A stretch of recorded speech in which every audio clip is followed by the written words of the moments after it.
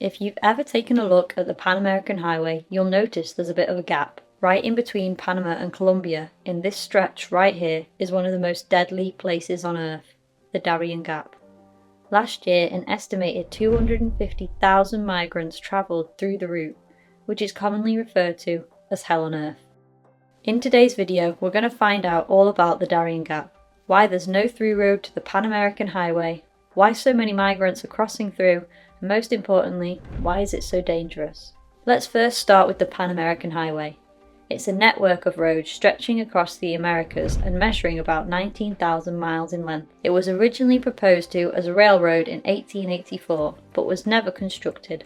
However, in 1923, the concept of building a highway was put out there, and construction began in 1937. The highway was constructed in various stages, but the real problems began when they got to a stretch of marshland known as the Darien Gap. There's many reasons why the highway couldn't be constructed across this stretch, but essentially with the swamps, marshes and rivers, constructing a road across these terrains would be very expensive. So instead, the Pan America Highway terminates at Turbo, Colombia and Yavitha in Panama. On various travel shows of people crossing the Americas, they always end up skipping the Darien Gap. For example, on Long Way Up with Ewan McGregor and Charlie Borman, they end up getting a boat to cut around the Darien Gap. Over the years, various constructions have been proposed to fill this gap. The latest idea being proposed is using a combination of bridges and tunnels, but right now, this is just a concept. A huge issue is this is a very environmentally sensitive region, as it's a huge rainforest area with various wildlife and indigenous tribes. But why is it so dangerous? Let's go through all the dangers you could face if you were to cross the 66-mile Darien Gap. Firstly, the animals. Crossing the Darien Gap is like crossing a minefield of venomous snakes, spiders and frogs. There's also jaguars, wild pigs, blood-sucking bats, various insects, various reptiles and hundreds of species of birds. It is a jungle after all. Secondly, this is a crime hotspot. It's completely lawless. There's no towns apart from some set up for illegal logging and mining. So this makes it the perfect place for guerrilla groups, terrorists, narco-terrorists and drug smugglers. In fact, the Darien Gap is a prime drug smuggling corridor. Police have actually intercepted so-called narco horses, which are essentially riderless horses loaded with bags of cocaine and sent towards drop-off points. There's also the Revolutionary Armed Forces of Colombia to worry about. In one of our previous videos, we talked about Peru's Maoist terrorist group, Shining Path.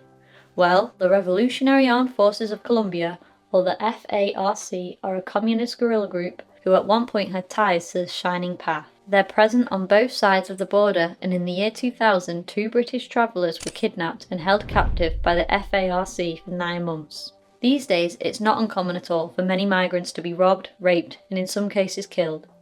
Young men will offer to act as guides to migrants. However, there's no way to know that they're actually offering protection, or you're just their next victim, whether that's robbery or worse.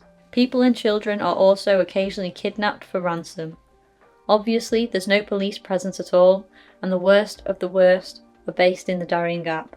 Thirdly, the terrain and general trek is absolutely ruthless. There's no way to evacuate someone who is hurt, so breaking a leg, for example, would usually be fatal. The trek for migrants usually takes around 9 days, however it can be more or less depending on numerous factors. The trail also at one point abruptly goes over a mountain. There's several rivers that have to be crossed with no bridges, and when there is a bridge, they're man-made and very dangerous. The heavy rainfall also produces flash floods, which in some cases lead sleepers to their deaths. That's another thing. On this trek, it's not uncommon to pass dead bodies or people who require instant medical care, but there's nothing that can be done.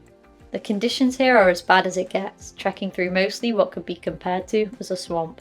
Finally, another massive risk is tropical disease. Of course, in these conditions, there's an array of diseases floating about. Same problem if you get sick, there's nothing you can do. A lot of people run out of water and begin to drink from rivers as well, which can make them really sick. Some of the diseases you can get include malaria, dengue fever, skin diseases, gastric diseases, foot and mouth disease, parasites, and many more. As mentioned before, there is tribes that have lived there since, well, always. There's estimated to be over 7,000 tribe members living in the Darien Gap, coming mostly from the tribes of the Guna people and the Embera Wunan. A fact about the Guna people is that they have a high rate of albinism, so in the early 1900s they were nicknamed the White Indians.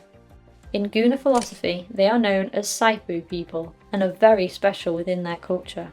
The tribe's way of life is constantly threatened by illegal deforestation. Now, despite the Darien Gap being basically impassable, thousands and thousands of migrants cross it every year. In the 2010s, the majority was Haitians, and in the 2020s, the majority being Venezuelans, all with the same goal of eventually reaching the United States. However, it's not just South American immigrants. In more recent times, migrants from Africa, South Asia, the Middle East, and the Caribbean also make up hundreds of thousands crossing every year. They usually fly to Ecuador and work their way up, with the same goal, reaching the USA. This is also because Ecuador has something called the liberal visa policy. Some of the countries people have come from include Somalia, China, and Pakistan. The Darien Gap is easily one of the world's most dangerous migrant routes, and what's even more upsetting about this is the amount of children who are taken on this journey. UNICEF estimated that around 31,000 children crossed the Darien Gap last year, making up 15% of all the migrants who travelled through, and this figure is probably much higher. I think we can all agree that this is something that no child, no person should ever have to go through. As well as kids, there's also pregnant women and the elderly. So there's a lot of evidence that the cartel runs things in terms of the migrant route. More specifically, the Gulf Clan cartel who are trafficking these migrants. Of course, the migrants are paying to cross. There's a lot of documentaries on migrants crossing the Darien Gap available on YouTube. If you're interested, I recommend you check them out. You have to admire the resilience these people had to make it through literal hell, and once they get to the Panama border, it smiles all around, but their journey doesn't end there. It's not just migrants who travel across the Darien Gap. Throughout history, various adventure travellers have made the trek, including in 1972, where 2 Range Rovers made the journey across, claiming to be the first vehicle-based expedition to traverse both American continents north to south through the Darien Gap. Adventure travelling through the Darien Gap these days is rare due to all the risks we previously discussed, but probably mostly the crime and conflict. In conclusion, the Darien Gap really is one of the most dangerous places on Earth.